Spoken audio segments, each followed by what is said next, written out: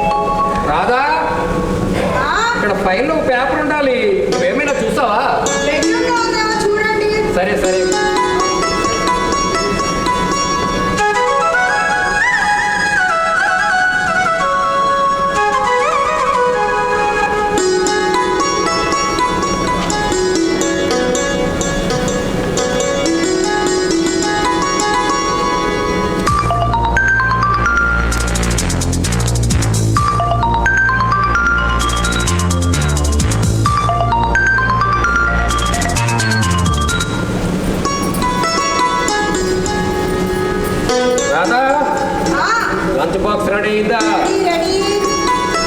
తొందరగా తీసుకురా.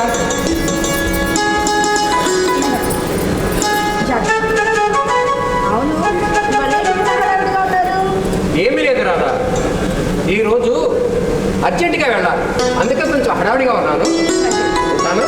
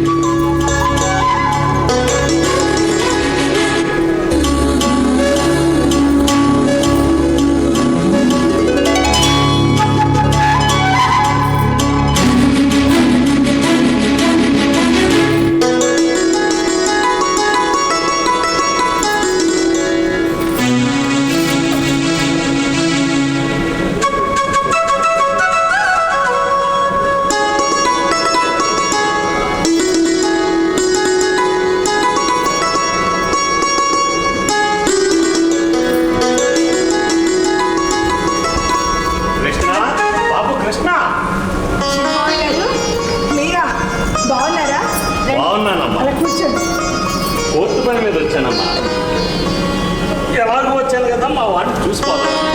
అవునా, అందరూ బాగున్నారా? బాగానే ఉన్నారమ్మా. పింకీ ఎలా ఉంది? పింకీ కూడా బాగానే ఉందమ్మా. మామయ్య గారు, మీకు విషయం చెప్పనా? మొన్న సెలవులు పింకీ ఇక్కడికి వచ్చిందా, అప్పుడు నేను పైన బట్టలు ఆరేసుకున్నాను. నాతో పాటు పైకి వచ్చి ఆడుకుందామని చూసి ఆడుకునేది ఆడుకుంటూ ఉండాలా, ఆడుకోకుండా అక్కడున్న జాలీలో తలపెట్టేసి ఆ తల ఇరుక్కుపోయింది. అది బయటికి రాదు. ఇది ఒకటే ఏడు, ఏం చేయాలో అర్థం కాలేదు. ఆ ఏడు నిదానంగా తన తలనైతే బయటికి తీశాడు. అప్పుడు కానీ నేను ఊపిరి పీల్చుకోలేదు తెలుసా. సాయంత్రం నేను వచ్చాక ఈ విషయం చెప్తే నాన్న తిట్లు తిట్టారు. అయితే చాలా స్టోరీ జరిగిందన్నమాట. నాకు అంతవరకు తెలియదు. ఒట్టి అల్లరి పిల్లమ్మా, 10 నిమిషాలు ఎక్కడ ఒక చోట నిలబడదని. నిజమే మావయ్య, కొంచెం పెరిగితే మారుతుందేమో చూడాలి. సరే, మీరు అలా కూర్చోండి, టీ తీసుకొస్తాను. వద్దమ్మా, ఇప్పుడే తాగాను. చూడమ్మా, నీకు తెలుసో లేదో, మా అన్నయ్యకు 4 మగపిల్లలు, 2 ఆడపిల్లలు. మాకు చాలా కాలం పిల్లలు పుట్టకపోతే మా అన్నయ్య చిన్న కొడుకైన కృష్ణుని మేము పెంచుకున్నాం. వాడికి 10 సంవత్సరాలు వచ్చిన తర్వాత మాకు వరుసగా 2 ఆడపిల్లలు, 2 మగపిల్లలు పుట్టారు. ఆ తర్వాత మా వదిన అంటే కృష్ణ తల్లి నాకు భారం అనుకుందో ఏమో, బాబు రాము నీకెలాగూ 4 పిల్లలు ఉన్నారు, మా వాడిని నేను తీసుకుపోతాను అని తీసుకుపోయాను. నాకు 4 పిల్లలున్నా కృష్ణ మీద ఉండే ప్రేమ వాత్సల్యం వేరే. వాడి దురదృష్టమో ఏమో కానీ వాడితో చదువుకున్న వాళ్ళు పెద్ద పెద్ద ఉద్యోగాలు చేస్తూ మంచి పొజిషన్లో ఉన్నారు. వీడు మాత్రం మధ్యతరగతి మహాభారతంలో చిరుద్యోగిగా మిగిలిపోయాడు. అదేమీ లేదు మా ఆయనకు వచ్చే జీతం తక్కువైంది. అందులో నన్ను పిల్లల్ని ఎంతో ప్రేమగా చూసుకుంటున్నారు. అవును, పిల్లలు ఏం చదువుతున్నారు? పిల్లల పెద్దవాడు శ్రీరామ్ మధ్యప్రదేశ్ ఇండోర్ ఐఐటిలో ఇంజనీరింగ్ 2nd ఇయర్ చదువుతున్నాడు. చిన్నవాడు సూర్య విజయవాడ నారాయణలో ఇంటర్ 2nd ఇయర్ చదువుతున్నాడు. వాడికి వచ్చే జీతంతో సంసారాన్ని పోషిస్తుంది. పిల్లల్ని ఇంత పెద్ద చదువులు ఎలా చదివిస్తున్నాడమ్మా? అయినా వాడి తిప్పలు వాడు పడతాడే కానీ అయిన వాళ్ళని చేయి చాచి ఎప్పుడు ఏమీ అడగడమ్మా. వాడికి ఆత్మాభిమానం ఎక్కువ. ఆ మాటల్లో పడి మర్చిపోయాను, మా వాడేడమ్మా? ఆఫీస్కి వెళ్ళిపోయారు మావయ్య. అప్పుడే వెళ్ళిపోయాడా? అవును, ఇదివరకంటే టౌన్లో ఉండేవాళ్ళం. అది తక్కువ కదా అని టౌన్ నుంచి దూరంగా వచ్చేసాం కదా, అందుకని ఒక అరగంట ముందే బయలుదేరి వెళ్తున్నాను. సరే, మీరు కూర్చోండి, వంట చేస్తాను. లేదమ్మా, చెప్పాను కానీ లాయర్ గారిని కలవాలి. మళ్ళీ ఆయన కోర్టుకు వెళ్ళిపోతారు, నేను వెళ్ళాలి. ఏమిటో మావయ్య. సరే, సాయంత్రం త్వరగా వచ్చేసేయండి. మీ అబ్బాయి కూడా వస్తారు కదా, ఓ 2 రోజులు ఉండేది గారు. ఊర్లో చాలా అర్జెంట్ పనులు ఉన్నాయమ్మా. కృష్ణతో వచ్చానని చెప్పి ఎప్పుడు వచ్చినా ఏదో ఒకటి చెప్తారు. కనీసం పట్టుమని ఒక 2 రోజులు కూడా ఉండదు. ఏమీ అనుకోకమ్మా, వెళ్ళొస్తాను. ఉంటానమ్మా.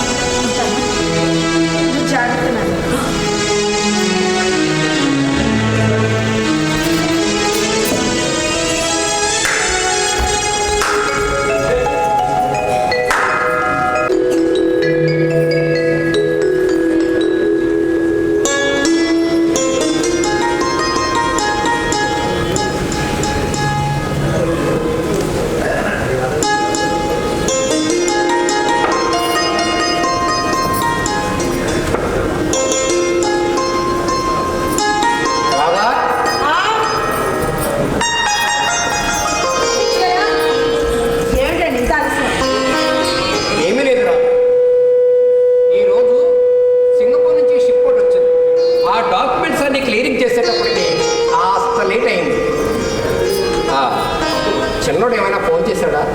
మధ్యాహ్నం లంచ్ బ్రేక్లో చేశారు. వాడికి సెకండ్ టర్మ్ ఫీజు కట్టాలి కదా. అలాగా. మా జిఎం రెడ్డి గారిని అడిగాను, 2 రోజుల్లో సర్దుబాటు చేస్తా ఉన్నాను. నువ్వు భోజనం చేస్తావా? లేదు, మీకోసమే ఎదురు చూస్తున్నా. ఎన్నిసార్లు చెప్పాలి నా కోసం ఎదురు చూసి నీ ఆరోగ్యాన్ని పాడు చేసుకోవద్దని? మా ఉద్యోగానికి ఒక టైము పాడు. అర్థమైందా? అర్థమైంది మహానుభావ, అర్థమైంది. యావండి లక్ష్మయ్య, మీరు అలా వెళ్ళగానే చిన్నమావయ్య గారు వచ్చారు. బాబాయ్ ఇచ్చాడా? ఉండమంటే నేను కోర్టు పని ఉంది, ఊళ్ళో కూడా చాలా పనులు ఉన్నాయంటూ వెళ్ళిపోయారు. పాపం మా బాబాయ్ నన్ను చూసి చాలా రోజులైంది. మా బాబాయ్కి వాళ్ళ పిల్లల కంటే నేనంటేనే చాలా ఇష్టం. నిజమేనండి. ఆయన మాటల్లో మీ మాటల్లో మీ ఇద్దరి మధ్య ఉన్న ప్రేమ ఆప్యాయత కనపడుతూనే ఉంది. సరే, రండి, భోజనం చేద్దాం. రాదా, నా పని ఒత్తుల్లో పడి నేను నిర్లక్ష్యం చేస్తున్నానంట. ఏ విషయంలో అండి? దొంగ నా నోటితో చెప్పించాలా? చాలా ఊరుకోండి. వయసు వచ్చినా ఎప్పుడు అదే చాలు. కోడళ్ళు వచ్చినా మనవాళ్ళు వచ్చినా ఈ రాధను ఏకాంతంగా ఉంచలేదు. నమస్తే మామయ్య.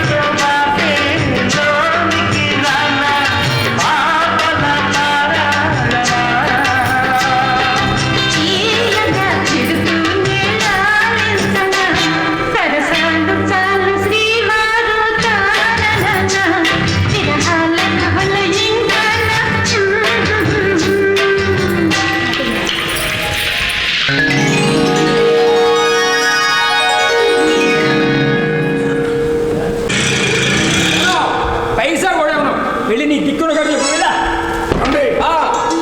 100 రూపాయలు మాట్లాడుకుని 60 రూపాయలు చేత పెట్టి వెళ్ళిపోతున్నారే, ఈ తమాషగా ఉందా? తీసుకోండి 100 రూపాయలు. ఏ ఈ కనకం కొండల రైడు నీకు తెంగరంలో కనపడుతున్నాడా? అసలు నేనంటే ఏమనుకున్నావు? ఎంటుకేసి కొండలు లాగేసి రకం. అలాంటిది నాకే టోకర వేయాలని చూస్తావా? చూడండి సునకం గారు, ఏం మాట్లాడుతున్నావు? నా పేరు సునకం కాదు, కనకం. కనకం కొండల రాయుడు. మీరు కనకం అయితే నాకేమిటి, సునకం అయితే నాకేమిటి? మర్యాదగా నా డబ్బులు నాకు ఇవ్వండి. ఏమన్నా చెప్పారా? పైసా కూడా ఏమన్నా నీకు దిక్కులుగా చెప్పే వేళ రామ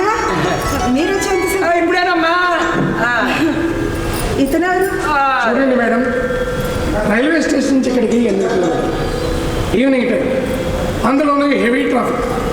నేను మీ నాన్నగారిని 200 రూపాయలు అడిగాను, ఆయన 100 రూపాయలు వేస్తా ఉన్నారు. అయితే నేను షేరింగ్ ఎక్కించుకుంటానండి, దానికి ఏం భాగ్యం. అలాగే దారిలో 2 ప్యాసింజర్స్ ఎక్కారు, వాళ్ళిద్దరికీ 40 రూపాయలు. ఆ 40 తగ్గించి ఈయన 60 రూపాయలు చేతులు పెట్టారు. ఇదెక్కడ న్యాయం మేడం? నేనంతా విన్నాను, ఆయనతో వదలెందుకు. ఇదిగో మీ డబ్బులు తీసుకోండి. అల్లుడు సిస్టర్ గారు, మీరా? నేను మీకు తెలుసా? మీరు నాకు బాగా తెలిసింది, కానీ నేనే మీకు తెలియదు. అది మీ ఊరి వీరవాసం. మీ చిన్నాన్నగారు ఈ ఊరు వచ్చినప్పుడల్లా నన్ను కలుస్తూ ఉంటారు. అందుకే చెప్తున్నాను, ఈయనతో కాస్త జాగ్రత్తగా ఉండండి. అసలే సాయంత్రం వాడు వచ్చాడు, ఇక్కడే సెట్ అయిపోయేలా ఉన్నాడు. ఏ కూర్చోరా ఏమి స్నాన ప్రతి ఒక్కళ్ళతో వాదన. అలా కనుకమ్మా ఈ ఆటో వాళ్ళు చాలా జాగ్రత్తగా ఉండాలి, లేదంటే మొదటికే మోసం చేస్తారు. చూడండి మామయ్య గారు, మీరు ఎప్పుడైనా బయలుదేరారో ఏంటో, కాళ్ళు చేతులు కడుకు రెడీ అవ్వండి, గోధుమ చేతులు గారు. సరే సరే పద. అది నాన్న, ఎంత ఏ కూరండు? కూర ఏం లేదు, ఉదయం దొండకాయ వేపు చేశాను, అది కాస్తుంది. ఈ పూట చారు పెట్టేశాను అంతే. దొండకాయ ఇక్కడ చూడండి, వారం రోజుల నుంచి నోరు చచ్చి అడుస్తున్నానయ్యా. ఏమీ అనుకోవచ్చు, ఆ నాయుడు గారి కుండ బిర్యానీకి వెళ్ళి మంచి మిక్సర్ బిర్యానీ ఒక పొలి తీసుకురావయ్యా. సరే యాండి మీరు అలా ఆగండి. ఏమిటి నాన్న ఇది? టైం 9 అవుతుంది. ఇప్పుడు అనగా వెళ్తే ఎప్పుడు వస్తారు ఆయన? అది కాకుండా ఇవాళ శనివారం, ఎలా తింటావు నాన్న? ఏం పర్వాలేదమ్మా, ఈ పూట తినేసి రేపు ఉదయాన్నే వెంకటేశ్వర స్వామి గుడికి వెళ్ళి 2 లంపులు వేసుకుంటాను, సరేనా? నాన్న నేను చెప్పే మాట. రాదా, మీ నాన్నగారికి తినాలనే కోరిక ఉంది, దాన్ని మనం చంపకూడదు. చూడండి మామయ్య గారు, మీరు స్నానం చేసి రెడీగా ఉండండి, అర్ధగంటలో తీసుకుని వస్తారు. అది అల్లుడంటే అలా ఉండాలి. సరిపోయింది. అది సరే కానీ నాన్న, ఊర్లో వాళ్ళందరూ ఎలా ఉన్నారు? అంతా నీ చేసేనమ్మా. రాధేం చేస్తుంది? రాధ ఎలాగుంది? రాధా రాధా రాధా రాధా రాధా రాధా అన్న పదం తీసుకునేదనుకో అందరూ నిన్ను అడిగేవారే, నన్ను ఒక్కడో అడిగి చావడం. అందుకే అప్పుడప్పుడు అక్కడికి వెళ్తాను. నీ మీద ప్రేమతో ఎక్కువగా ఇక్కడే ఉండిపోతాను. అమ్మ బ్రతుకుంటే బాగుండేది కదా. ఏదేమైనా అమ్మ లేని లోటు నువ్వు నాకు తీర్చేస్తున్నావు.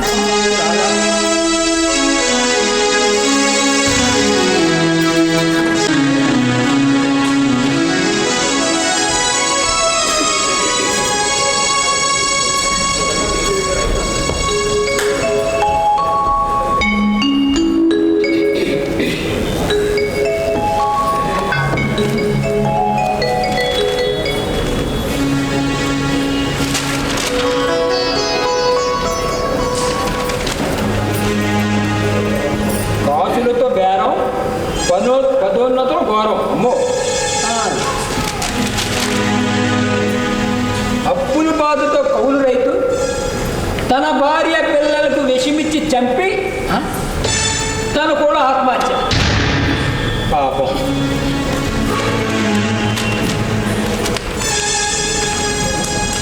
అప్పుల ఊపిలో నిండా మునిగిపోయిన భర్త, ఆ బెంగతో భార్య ఆత్మహత్య. ఏం దారుణరా బాబు, భర్తలు అప్పులు చేయడం ఏంటి, భార్య చనిపోవడం ఏంటి? కృష్ణ, బాబు కృష్ణ. ఎవరో? నేనండి బావగారు, బాగున్నారా? ఏదో ఉన్నారండి. ఏంటి ఎంత ఉదయాన్నే దయచేశారు? 2 సంవత్సరాల క్రితం కోర్టు పని మీద ఇక్కడికి వచ్చాను, కృష్ణను చూడాలని. ఆ రోజు వాడు ఇంటి దగ్గర లేడు. ఇప్పుడు ఒక 2 రోజులు ఉండి పోదామని వచ్చాను.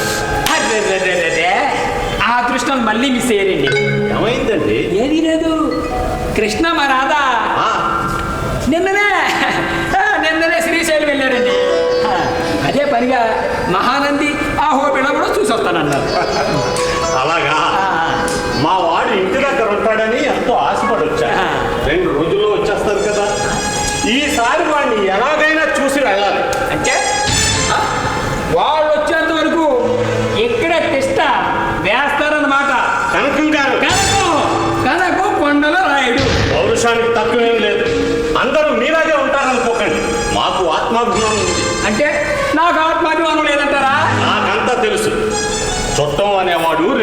ఉంటాడు, లేకపోతే వారం రోజులు ఉంటాడు, లేదా 15 రోజులు ఉంటాడు. అంతేగాని సంవత్సరాలు కూతురు ఇంటి దగ్గర పడితేంట. ఇంకా చెప్పాలంటే చాలా ఉంది. నా నోటితో చెప్పించి మీ పెద్దరికాన్ని దెబ్బ తీసుకోకండి. అంటే నా కూతురింటి మీద పడి సంవత్సరాలు అప్పనంగా తిని కూర్చుంటున్నాను అనే మీ ఉద్దేశం? అనండి అయ్యా, అనండి. మీరు అనేవాళ్ళు, మేము పడేవాళ్ళు, ఏం చేస్తాం? అయ్యా కనకం గారు, ఇక్కడతో ఆపండి.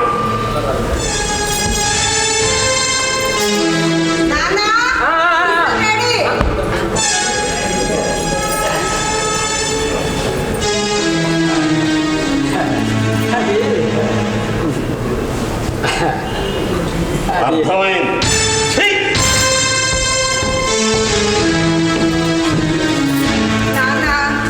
వేడి చల్లారిపోతుంది టిఫిన్. ఆయన ఎవరి మీద గట్టిగా అరుస్తున్నావు? ఎవరో ముష్టివాడమ్మా 4 జతల బట్టలు కావాలని సరాసరి లోనికి వచ్చేసాడు. నేను ఊరుకుంటానా? 4 చివాట్లు పెట్టి బయటికి నెట్టేసాడు. ఎందుకు నాన్న అందరి మీద అరుపులు? నిదానంగా చెప్తే వాళ్ళు వెళ్ళిపోతారు కదా. నువ్వు కూడా నన్ను టిఫిన్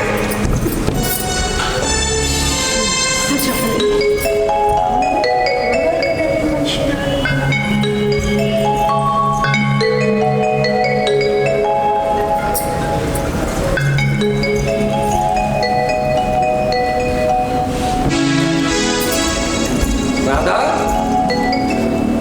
వచ్చారా?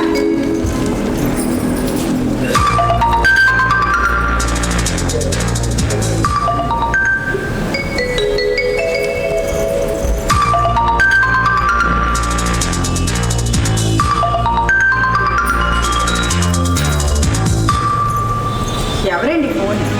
ఎందుకు మాట్లాడకుండా ఎందుకు కట్ చేస్తున్నారు?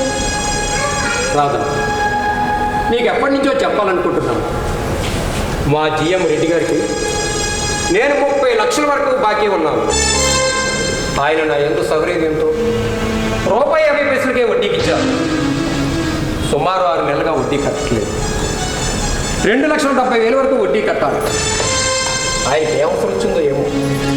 ₹1,00,000 ఉంటే సర్దుబాటు చేయమన్నారు.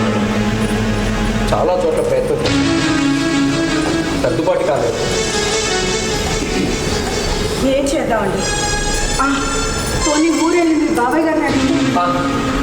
లేదు, మా బాబాయ్ మనం ఏదో చాలా ఉన్నతంగా గౌరవంగా బ్రతుకుతున్నామని అనుకుంటున్నాడు. ఇలాంటి సందర్భంలో ఆయన నేను అడగలేదు. ఇప్పుడు ఎలాగండి ఈ సమస్య నుంచి ఎలా బయటపడతాం? నాకు ఒక్క నిమిషం ఉండండి.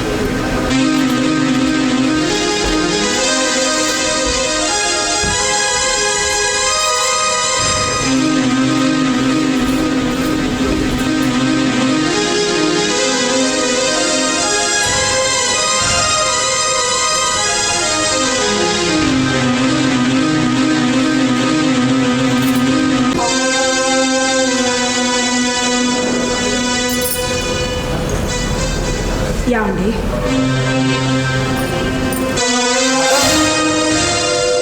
ఇది మంగళసూత్రం. భార్యాభర్తల బంధాన్ని తెలియచేసింది. బంధాలు, బాంధవ్యాలు, సమాజంలో స్త్రీకి ఉండే గౌరవాన్ని తెలియచేసే ధర్మసూత్రం ఈ మంగళసూత్రం. ఒక తల్లి ఒక బిడ్డను ఎలా కాపాడుకుంటుంది, తన భర్తను కూడా అలాగే కాపాడుకోమని తన భర్త ఆయుష్ను గుర్తు చేస్తూ పదే గుర్తు చేస్తూ ఉండేదే ఈ మంగళసూత్రం. తీసుకో. జీవితంలో కష్ట సుఖాలు అనేవి సముద్రంలో కెరటాలు లాంటివి. అవి వస్తూ ఉంటాయి, పోతూ ఉంటాయి. నీకు ఇబ్బందిగా ఉంది అన్న, ఇది తీసుకుని వెళ్ళి ఆయన అవసరాన్ని తీర్చేయండి. ఎన్ని సంవత్సరాలు మన కాపురంలో ఏనాడు రాధా నాకు ఈ కష్టం అంటే నాకు చెప్పలేదు. భార్యాభర్తల బంధం అంటే కష్ట సుఖాలను పంచుకునే బంధం. మీరు మాకెప్పుడు సుఖాన్నే పంచారు కానీ ఏనాడు మీ కష్టాన్ని మాకు చెప్పనే లేదు. ఈ రకంగానైనా మీ కష్టాల్లో పాలు పంచుకునే అవకాశం కాదు.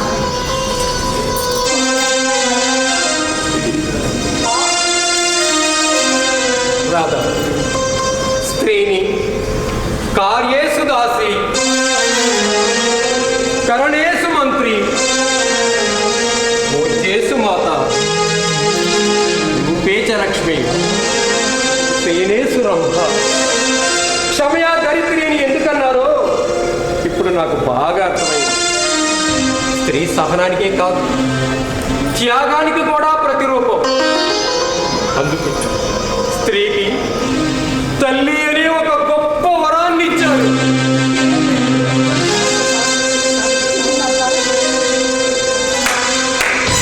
బాగుంది, చాలా బాగుంది. ముందు తాళిబొట్టు తీసి మేడ నాన్న ఏమిటిది? ఏమయ్యా, నీకు అసలు గుర్తుందా? ఆ? దీన్ని అమాయకరం చేసి ఉన్న ఒక్క పొందు లాక్కెళ్ళిపోతావా? సిగ్గు లేదు. నాన్న ఏం నాన్న ఇదంతా? ఇవేం మాట్లాడు, నేనంతా విన్నాను. అయినా మగవాళ్ళు వాళ్ళు తిప్పలయ్యే వాళ్ళు పడతారు, మధ్యలో నీకెందుకు? అది కాదు నాన్న. రాదా? ఈరోజు శుక్రవారం, తాళి తీసిచ్చే ముందు నిన్నానాలి. ఇన్నాళ్ళు నిన్ను అమాయకులను చేసి ఆడుకున్నాడు, ఇప్పుడైనా జాగ్రత్త పడు. నాన్న, భర్త కష్టంలో ఉన్నప్పుడు వారంతో పనేంటి నాన్న? భర్త ఆయుష్ కోసమేగా పూజలు చేస్తాం. అలాంటి భర్త ఆపదలో ఉన్నప్పుడు ఆదుకోవడంలో తప్పేంటి? అంటే నాకే నీతులు చెప్పేంత దాని బాబేవా? లోపలికి నాన్న నేను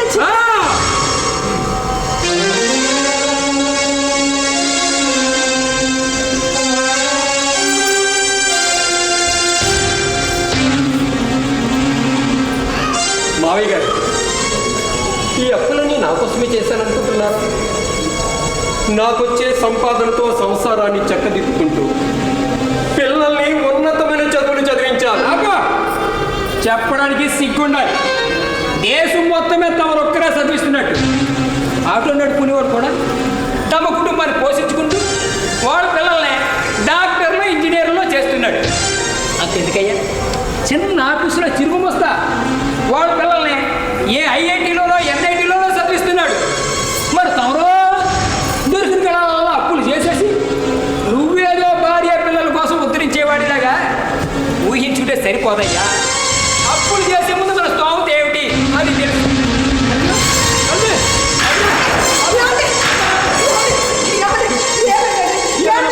నాన్న అర్జెంట్గా డాక్టర్ దగ్గరికి తీసుకెళ్ళు. ఆంబులెన్స్కి ఫోన్ చేయండి నాన్న. ఫోన్ చేయండి నాన్న.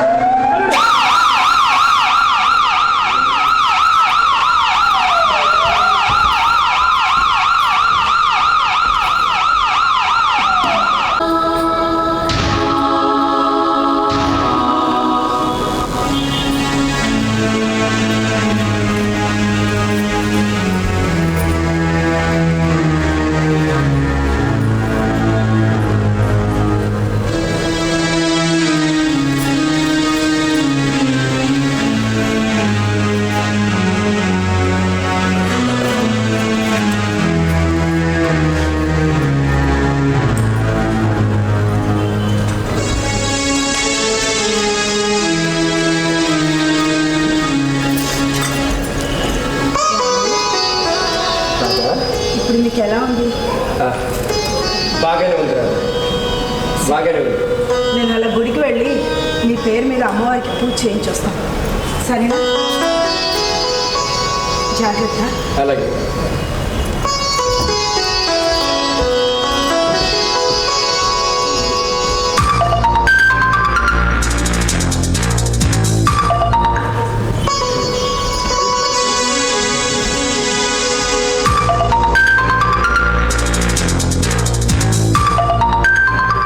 సార్, అవును సార్.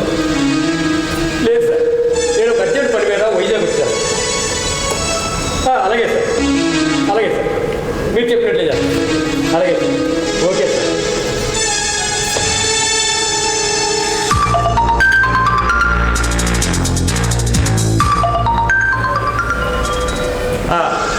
రెడ్డి గారు నమస్తే సార్. లేదు సార్, లేదు సార్, నేను అలాంటి వాడిని కాదు. మీ అప్పు వడ్డీతో సహా తెలుస్తాను సార్. ఏం సార్, రేపు ఉదయాన్నే వచ్చి కలమాట. ఓకే సార్, అలాగే సార్, థ్యాంక్ యూ సార్, ఉంటాను సార్. సార్ సార్ వైజాగ్లో ఉన్నాను సార్.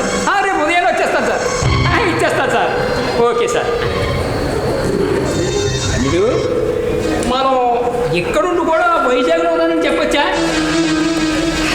అల్లుడు, అప్పుల వాళ్ళ బెదిరింపులతో నీ ఆరోగ్యం రోజు రోజుకి క్షీణించేలా ఉందయ్యా. అప్పుల వాళ్ళ నుండి నువ్వు బయటపడాలి అంటే దానికి ఒకే ఒక మార్గం ఉంది. బావిగారు, ఏమిటి బావిగారు అది? నాకు తెలిసి నీకు 30 నుండి 35 లక్షల వరకు అప్పులు ఉంటాయి. అది తీర్చే మార్గం లేదే. చేత నువ్వు ఏ బస్సు కిందో ఏ లారీ కిందో పడి చనిపోతే ఆత్మహత్య కింద ఎవరికి అనుమానం రాకుండా ఎదరు సెక్రటరీ పడి చనిపో. నీ పేరు 15 లక్షల వరకు పాలసీలు ఉన్నాయి కదా. నా చెల్లెలు కొడుకు గోకవరంలో LIC ఏజెంట్గా పనిచేస్తున్నాడు. ఆడిని పట్టుకుని ఆ క్లైమ్ నేను చేయిస్తాను. మనం ఆత్మహత్య చేసుకున్నా LIC వాళ్ళు క్లెయిమ్ చేస్తారు. అంత రిస్క్ మనకి ఎందుకయ్యా? అదే నిన్ను లారీ గుర్తిస్తే యాక్సిడెంట్ అవుతుంది, ఏ రిస్క్ ఉండదు. యాక్సిడెంట్ కాబట్టి 15 లక్షల పాలసీ 30 లక్షల వరకు ఇస్తాను. దాంతో నప్పులన్నీ తీరిపోతాయి. నేను చెప్పవలసింది నేను చెప్పాను. ఆ నీ ఇష్టం. మావయ్య గారు, మీరేనా మాట్లాడుతున్నది? తప్పదు, వేరే దారి లేదు. సరే సరే, మీరు చెప్పినట్లే చేస్తాను. కానీ నేను చనిపోయిన తర్వాత చివరి రూపాయి వరకు నా అప్పులన్నీ తీర్చాలి. అలా తీరుస్తానని నాకు మాట ఇవ్వండి. అల్లుడు, నువ్వు ఇంత త్యాగానికి సిద్ధపడ్డ తర్వాత నేను మాట చెప్తానా? వెళ్ళు వెళ్ళు వెళ్ళు.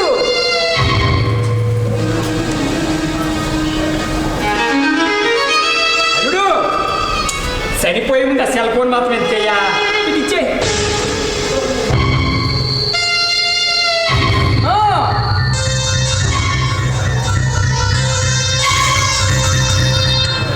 మావయ్య గారు, చనిపోయే ముందు చివరిసారిగా మా చిన్నోడితో ఒక్కసారి మాట్లాడుకుంటాను. ఫోనిస్తారా? సరే.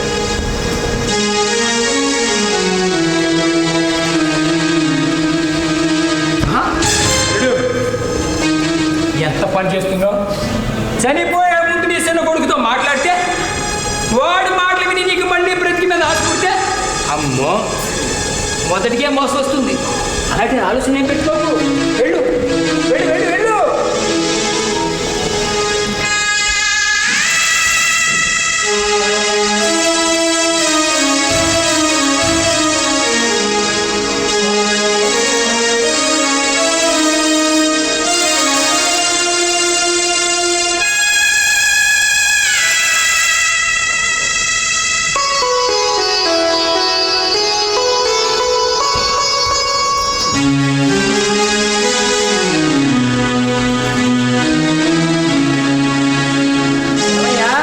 వెళ్ళు, అమ్మాయి వస్తే కథ అడ్డం తిరుగుతుంది. వెళ్ళు.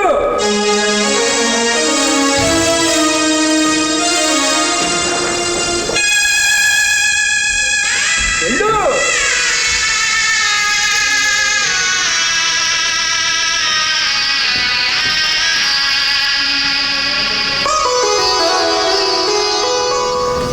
ఏమిటండి అలా ఉన్నాడు? ఏమి లేదు రాదా, ఏమి లేదు. మీ పేరు మీద గుళ్ళో అమ్మవారికి అర్చన చేయించేశాను. ఇప్పుడు చెప్పండి, ఎందుకు అలా ఉన్నాడు? ఏమి లేదు కదా, నీకోసమే నీకోసమే. సరే,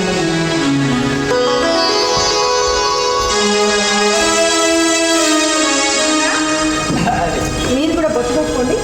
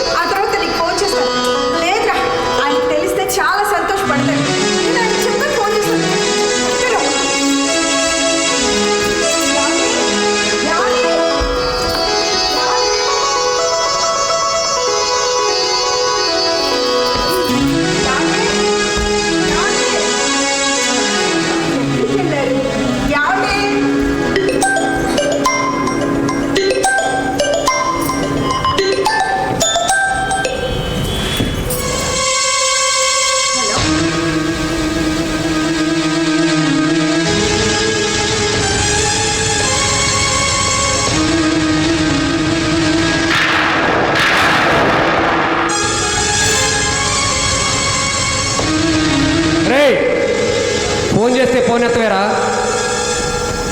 ఏ అప్పు లేకూడదామేనా? నీ ఇంటికి వస్తాను, అల్లరి చేస్తాను, నీ పరువు పదాలు ఇస్తాను, గుర్తించుకో.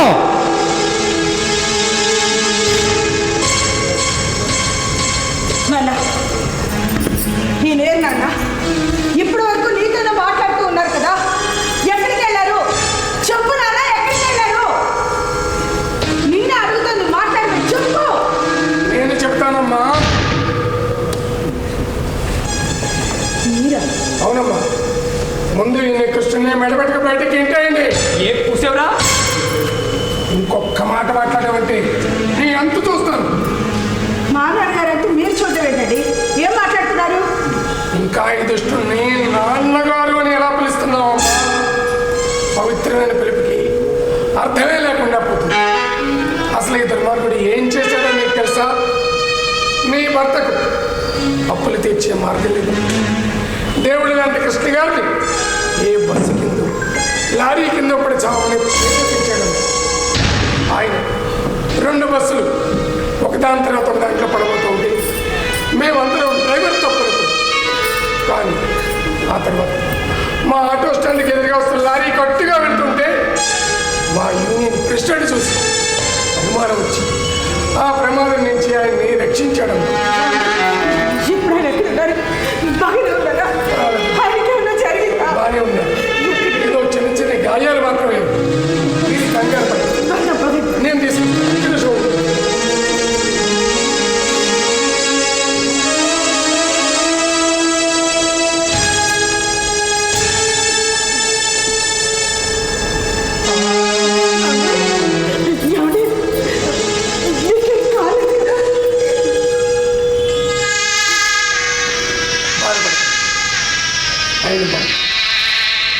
ఆయన బాగుంటారు.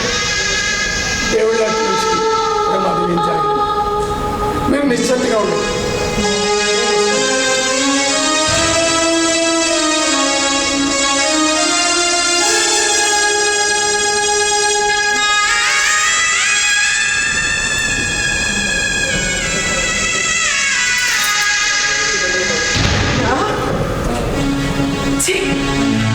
పిలవాలన్నా కూడా నాకు అసహ్యంగా ఉంది. కేవలం తప్పు కోసం దేవుడు లాంటి మనిషిని చనిపోమని చెప్తా. నువ్వు మనిషివా పశువా? కొడుకు సంవత్సరానికి 60 లక్షల జీతంతో ఉద్యోగం వచ్చింది. అందులో సగం డబ్బులు తీసుకున్నా మా అప్పులన్నీ తీరిపోతాయి. ఆయన ఇవన్నీ ఆయన అవసరాల కోసం ఆయన చేశారనుకున్నావా?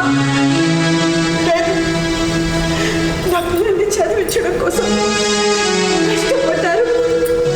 వాళ్ళ చదువు కోసమే ఇదంతా చేశారు. పిల్లలు కూడా ఆయన కష్టాన్ని గుర్తించి అంతే కష్టపడి చదువుకున్నారు.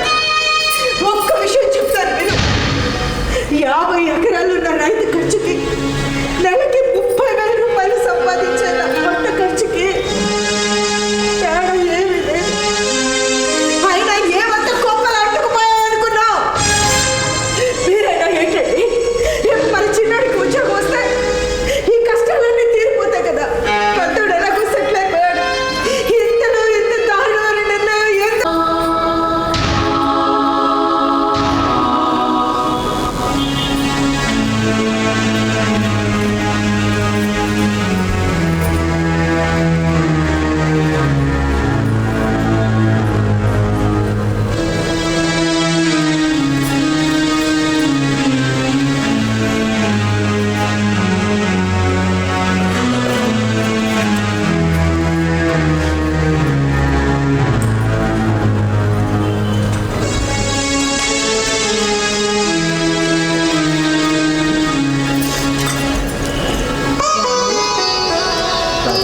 ఇప్పుడు మీకు ఎలా ఉంది? బాగానే ఉంది రాదు, బాగానే ఉంది. నేను అలా గుడికి వెళ్ళి మీ పేరు మీద అమ్మవారికి పూజ చేయించి వస్తాను, సరేనా? జాగ్రత్త. అలాగే.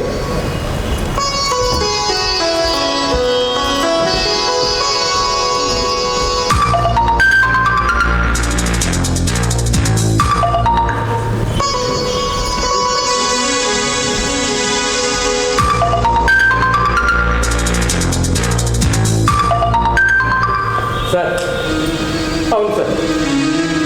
లేదు సార్, నేను ఒక అర్జెంట్ పని మీద వైజాగ్ వచ్చాను. అలాగే సార్, అలాగే సార్, మీరు చెప్పినట్లే చేస్తాను. అలాగే సార్, ఓకే సార్.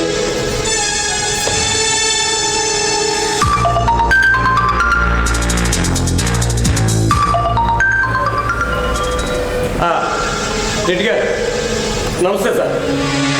లేదు సార్, లేదు సార్, నేను అలాంటి వాడిని కాదు. మీ అప్పు వడ్డీతో సహా తెలుస్తాను సార్. ఏమి సార్, రేపు ఉదయాన్నే వచ్చి కలవమాట. ఓకే సార్, అలాగే సార్, థ్యాంక్ యూ సార్, ఉంటాను సార్.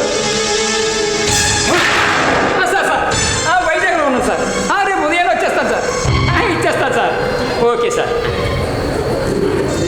అల్లుడు, మనం ఎక్కడుండి కూడా వైజాగ్లో ఉన్నానని చెప్పొచ్చా? అల్లుడు, అప్పుల వాళ్ళ బెదిరింపులతో నీ ఆరోగ్యం రోజు రోజుకి క్షీణించేలా ఉందయ్యా. అప్పుల వాళ్ళ నుండి నువ్వు బయటపడాలి అంటే దానికి ఒకే ఒక మార్గం ఉంది. బావిగారు, ఏమిటి బావిగారు అది? నాకు తెలిసి నీకు 30 నుండి 35 లక్షల వరకు అప్పులు ఉంటాయి. అది తీర్చే మార్గం లేదే. అందుచేత నువ్వు ఏ బస్సు కిందో ఏ లారీ కిందో పడి చనిపోతే ఆత్మహత్య కింద ఎవరికి అనుమానం రాకుండా ఎదరు సెక్రటరీ పడి చనిపో. నీ పేరు 15 లక్షల వరకు పాలసీలు ఉన్నాయి కదా. నా చెల్లెలు కొడుకు గోకవరంలో LIC ఏజెంట్గా పనిచేస్తున్నాడు. ఆడిని పట్టుకుని ఆ క్లైమ్ నేను చేయిస్తాను. మనం ఆత్మహత్య చేసుకున్నా LIC వాళ్ళు క్లైమ్ చేస్తారు. అంత రిస్క్ మనకి ఎందుకయ్యా? అదే నిన్ను లారీ గుర్తిస్తే యాక్సిడెంట్ అవుతుంది, ఏ రిస్క్ ఉండదు. అది యాక్సిడెంట్ కాబట్టి 15 లక్షల పాలసీ 30 లక్షల వరకు ఇస్తాయి. దాంతో అప్పులన్నీ తీరిపోతాయి. నేను చెప్పవలసింది నేను చెప్పాను. ఆ నీ ఇష్టం. మావయ్య గారు, మీరేనా మాట్లాడుతున్నారు?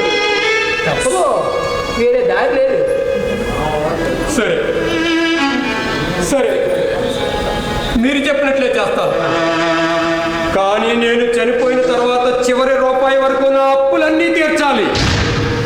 అలా తీరుస్తానని నాకు మాట ఇవ్వండి. అల్లుడు, నువ్వు ఇంత త్యాగానికి సిద్ధపడిన తర్వాత నేను మాట చెప్తానా? వెళ్ళు వెళ్ళు వెళ్ళు.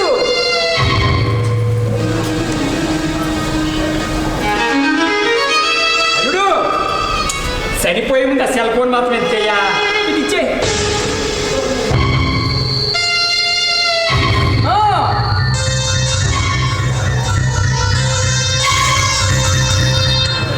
మావయ్య గారు,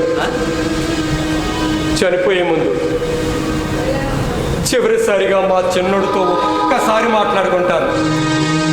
ఫోన్ ఇస్తారా? సరే.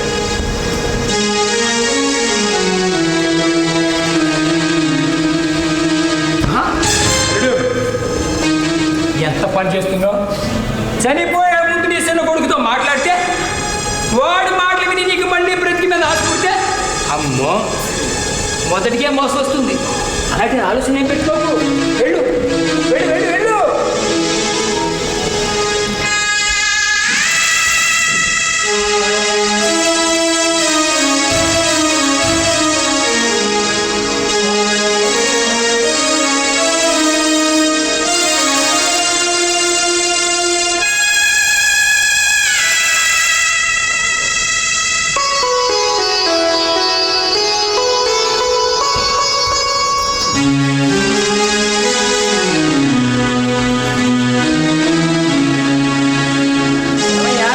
వెళ్ళు, అమ్మాయి వస్తే కథ అడ్డం తిరుగుతుంది. వెళ్ళు.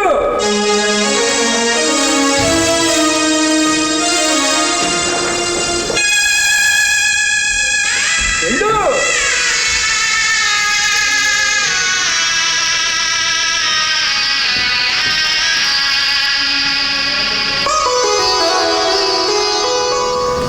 ఏమిటండి అలా ఉన్నాడు? ఏమి లేదు, ఏమి లేదు. మీ పేరు మీద గుళ్ళో అమ్మవారికి అర్చన చేయించేశాను. ఇప్పుడు చెప్పండి, ఎందుకు అలా ఉన్నాడు? ఇది ఏమీ లేదు కదా, నీకోసమే నీకోసమే. సరే, నా ఆస్తికి విలువనిచ్చా. మరి నువ్వు బంధాలకు బంధం పరకు విలువ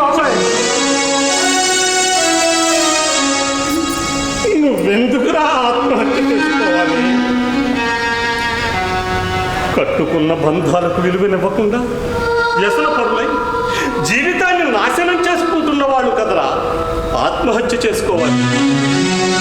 జలసాలకు అప్పులు చేసి కన్నవాళ్ళను క్షోభకు గురి చేసేవాళ్ళు కదరా ఆత్మహత్య చేసుకోవాలి. అయిన వాళ్ళ ఇంటిలో పడి పంది కొక్కుల్లా నెక్కుతున్న వాళ్ళు కదరా ఆత్మహత్య చేసుకోవాలి. నువ్వు కుటుంబ బాధ్యతల గురించి అప్పు ఇంటిని చక్కదిద్దుకోవడం కోసం అప్పు చేశావు. తండ్రిగా భర్తగా అది నీ బాధ్యత, అది తప్పు కాదు. నిన్ను దత్తత తీసుకున్నప్పుడే అనుకున్నాను నీకు ఏదో ఒక రోజు బలమైన ఆర్థిక భరోసా కల్పించాలి. కోర్టు తగాదాలో ఉన్న ఆ 4 ఎకరాల భూమి ఈ రోజు నుండి నా సొంతం కాబోతుంది. ఆ భూమి విలువ ఈ రోజు ఎకరం ఒక్కటికి అక్షరాల 60 లక్షలు. అందుకే అందులో 1 ఎకరం భూమి అమ్మి నీ అప్పులన్నీ తీరుస్తాను. మిగిలిన డబ్బులతో ఇక్కడే ఒక చిన్న ఇల్లు కొని మీ సొంత ఇల్లు కోరిక సాకారం చేస్తాం. చాలా సంతోషం, చాలా సంతోషం. నీ ఉన్నతమైన వ్యక్తిత్వమే నాకు స్ఫూర్తి. కానీ బాబాయ్, నీ నుండి 1 రూపాయి కూడా నాకు ఉచితంగా అక్కర్లేదు. నేను ఎప్పటి నుంచో షిప్పింగ్ ఏజెన్సీ పెట్టాలనుకుంటున్నాను. దానికి కాస్త ఆర్థిక భరోసా చెయ్యి. 1 సంవత్సరం తిరగకుండా నా బిజినెస్ నేనే డెవలప్ చేసుకుని నా అన్ని అప్పులు నేనే తీరుస్తాను. 10 మందికి ఉపాధి కల్పిస్తాను. మావయ్య గారు, మా పెద్ద అబ్బాయి శ్రీరామ్ ఇన్ఫోటెక్లో జాబ్ వచ్చింది. సంవత్సరానికి 60 లక్షల ప్యాకేజ్. చాలా సంతోషం అమ్మా. బాబు కృష్ణ, మీకు మంచి రోజులు మొదలయ్యాయి. కానీ ఈ రోజు నువ్వు ఆత్మహత్య చేసుకుంటే ఈ ఆనందాన్ని కోల్పోయేవాడు.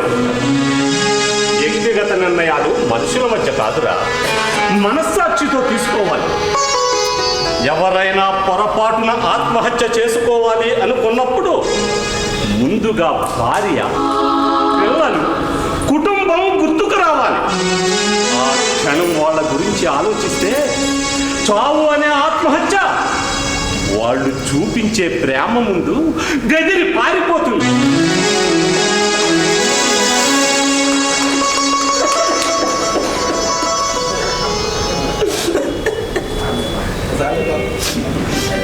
నేను చేసిన పాపాన్ని ప్రాయశ్చిత్తం లేదు. నా కూతురి జీవితమే నాకు ముఖ్యమనుకున్నా. కానీ తన భర్త తన జీవితం అని తెలుసుకోలేకపోయాడు.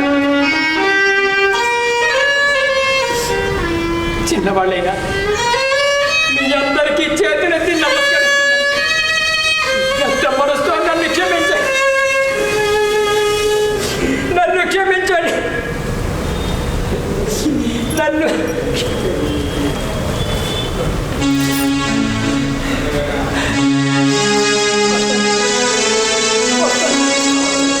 బావగారు, పశ్చాత్తాపానికి మించిన ప్రాయశ్చిత్తం మరి జరిగిందంతా పీడకలలా మర్చిపోయి ఎప్పటిలాగే మీరు ఇక్కడే ఉండండి. అవును మావయ్య గారు, ఎప్పటిలాగే ఇక్కడే చెప్పండి.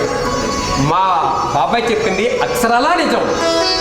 లేదు, ఆ అర్హత నాకు లేదు. కూతురికి పెళ్లి చేసి అత్తవారింటికి పంపిన తర్వాత అత్తవారింట్లో కూతురు సంతోషంగా ఉండాలంటే పుట్టింటి వాళ్ళు తరచూ వస్తూ పోతూ ఉండకూడదు. తండ్రుల ప్రవర్తన నాలా ఉండకూడదు. నాలో మావయ్య గారు, బాధపడకండి, ఎప్పటిలాగే హ్యాపీగా ఉండండి.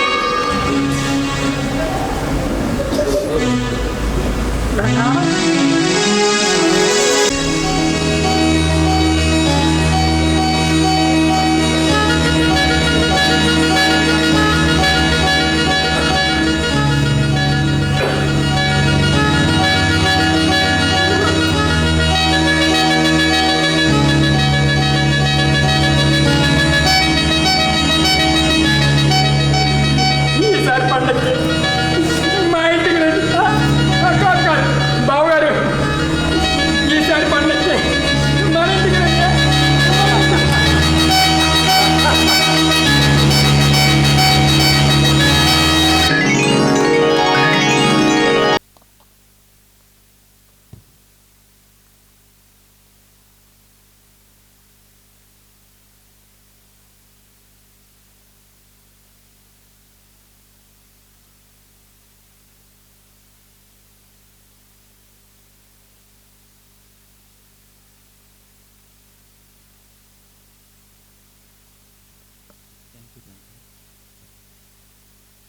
అలాగే రామస్వామి కరణం బాబ్జీ గారు. ఇందులో రాధ క్యారెక్టర్ అమృతవర్షిణి గారు. దీనికి రచన మరియు కృష్ణ పాత్రధారి పి వెంకన్నబాబు. దర్శకత్వం డి వినయ్ కుమార్ కాకినాడ. అలాగే మాకు చక్కటి ఆర్ఆర్ అందించినటువంటి